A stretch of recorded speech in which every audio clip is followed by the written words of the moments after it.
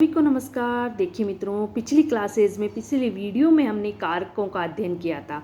कारक के कितने प्रकार हैं, उसका क्या अर्थ होता है, उनकी विभक्तियाँ कौन कौन सी है, इन सब के बारे में विस्तार से अध्ययन किया था। अगर किसी ने कारक का वीडियो नहीं देखा है तो आप प्लेलिस्ट में जाके कारक का वीडियो अच्छे से वॉच कर सकते हैं, उनको समझ सकते हैं, देख सकते हैं। आज हम पढ़ने जा रहे हैं वाक्य विचार, अर्थात वाक्य के कितने भेद हैं, उसका अर्थ क्या है और वाक्य के अंग कौन कौन से, इनके बारे में आज हम विस्तार से अध्ययन करेंगे। और वाक्य विचार एक इम्पॉर्टेंट टॉपिक है जो ग्रेड 3, 2, 1 यहाँ तक कि कॉलेज असिस्टेंट, प्रोफेसर में, कॉलेज व्याख्याता में इनसे क्वेश्चन पुटअप होते हैं। तो ये एक बहुत ही महत्वपूर्ण टॉपिक है जिस पे हम आज अध्ययन करने जा रहे हैं।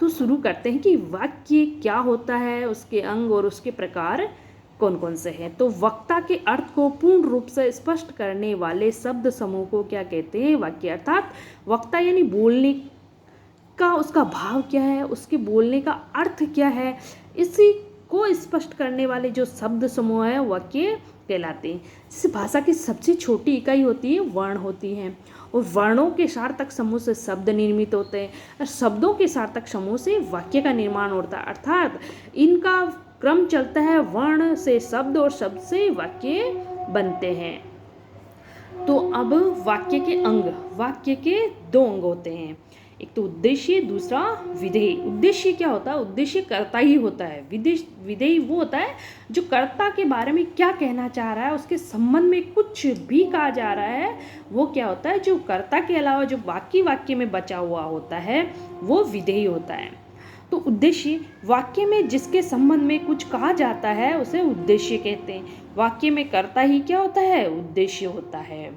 जैसे उदाहरण देखते हैं कि दादाजी ने पूजा की, लड़के खेल रहे हैं।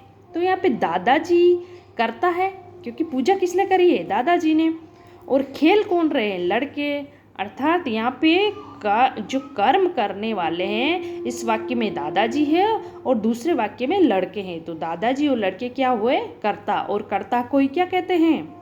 उद्देश्य। तो इन वाक्यों में दादाजी व लड़कों के बारे में बताया जा रहा है, अर्थात ये दोनों ही क्या है? उद्देश्य हैं। विधेय को समझते हैं। उद्देश्य अर्थात कर्ता के बारे में कुछ संबंध में या उनके बारे में कुछ भी कहा जाता है तो वो क्या होता है? विधेय होता है। अर्थात कर्ता के अलावा जो वाक्य में बचा हुआ है वो क्या होता है? विधेय होता है। उदाहरण देखते हैं, मोर नाच रहा है। तो नाच रहा है ये क्या है? कौन नाच रहा है? मोर। तो मोर तो यहाँ कर्ता हुआ, यानी ये क्या हुआ? ये हुआ वाक्य का उद्देश्य। मोर तो हुआ उद्देश्य, ये उद्देश्य हो गया।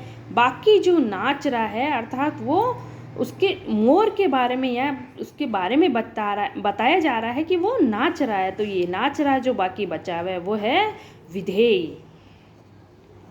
विधेय। बालक दूध पी रहे हैं। बालक, दूध को कौन पी रहा है? बालक। बालक तो करता हुआ है, ये करता हो गया। दूध पी रहे हैं ये हो गया विधेय। अर्थात बालक के बारे में बताया जा रहा है कि वो क्या कर रहा है? दूध पी रहा है। दूध पी रहा है तो ये हो गया विधेय। आशा करती हूँ आपको समझ आया होगा। आप वीडियो को पॉज करके और अच्छे से इसको समझ सकते हैं, ध्यानपूर्वक इसका अवलोकन कर सकते हैं। तो अब हम पढ़ेंगे वाक्य के भेद।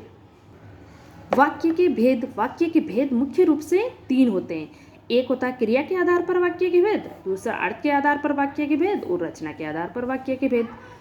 क्रिया के आधार पर वाक्य के भेद, कर्तृवाच्य, कर्मवाच्य और भाववाच्य, इनका हमने वाच्य का अच्छी प्रकार से अध्ययन कर लिया है। ये भी वीडियो में है, तो आप उसको प्लेलिस्ट में जाकर वाच्य के बारे में अध्ययन कर सकते हैं।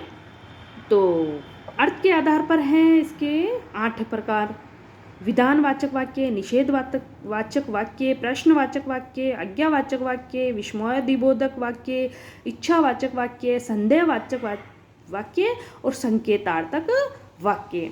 रचना के आधार पर है सरल वाक्य, मिश्र वाक्य और संयुक्त वाक्य। तो रचना के आधार पर भी क्या है? बहुत ही इम्पोर्टेंट है, यानी वेरी इम्पोर्टेंट है। इनमें से क्या है? क्वेश्चन आता ही आता है। तो हमने जो क्रिया के आधार पर वाच्य हैं या वाक्य हैं, इनका हमने अध्ययन कर रखा है पहले से, वीडियो उपलब्ध है इसका, तो आप प्लेलिस्ट में जाकर वाच्य का वीडियो का अवलोकन कर सकते हैं और उसको समझ सकते हैं। तो हम अर्थ के आधार पर वाक्य के प्रकारों को विस्तार से पढ़ेंगे और उसके बाद पढ़ेंगे रचना के आधार पर। तो शुरू करते हैं अर्थ के आधार पर वाक्य के भेद। अर्थ के आधार पर वाक्य के कितने भेद हैं? 8 हैं। कौन कौन से हैं? विधानवाचक, निषेधवाचक, प्रश्नवाचक, आज्ञावाचक, विस्मयोद्बोधकवाचक, इच्छावाचक, संदेहवाचक और संकेतार्थक वाक्य। ये हो गए इसके 8 प्रकार। किसके आधार पर? अर्थ के आधार पर। तो सबसे पहला है विधानवाचक वाक्य। जिस वाक्य में किसी काम या बात का अर्थात किसी कार्य या किसी बात का होना पाया जाता है तो विधानवाचक वाक्य वो कहलाता है। जैसे उदाहरण, मैं खाता हूँ, यहाँ पे किसकी बात हो रही है? खाने की, अर्थात किसी काम का होना पाया जा रहा है यहाँ पे, तो काम का होना यहाँ पे है। सीता मेरी सहेली है, यहाँ पे 2 सहेलियाँ आपस में बात कर रही है किसी तीसरे के बारे में, अर्थात यहाँ बात होने का भाव यहाँ पे है। यानी सीता मेरी सहेली, एक सहेली दूसरी सहेली से अपनी किसी और सहेली के बारे में बता रही है कि सीता क्या है? मेरी सहेली है। तो यहाँ बातें हो रही है, तो यहाँ बात होने का भाव हमें मिल रहा है, अर्थात यहाँ खाने का तो काम का था, यहाँ बातें हो रही हैं तो यहाँ बात होने का। जैसे वो पढ़ रहा है तो यहाँ पे क्या किसकी बात हो रहा है? काम की बात हो रही है, अर्थात वो काम का होना यहाँ पाया जा रहा है। वे जा रहे हैं, यहाँ भी क्या किसी कार्य का होना पाया जा रहा है। जहाँ पर किसी बात का या किसी कार्य का होना पाया जाता है तो विधानवाचक वाक्य कहलाता है।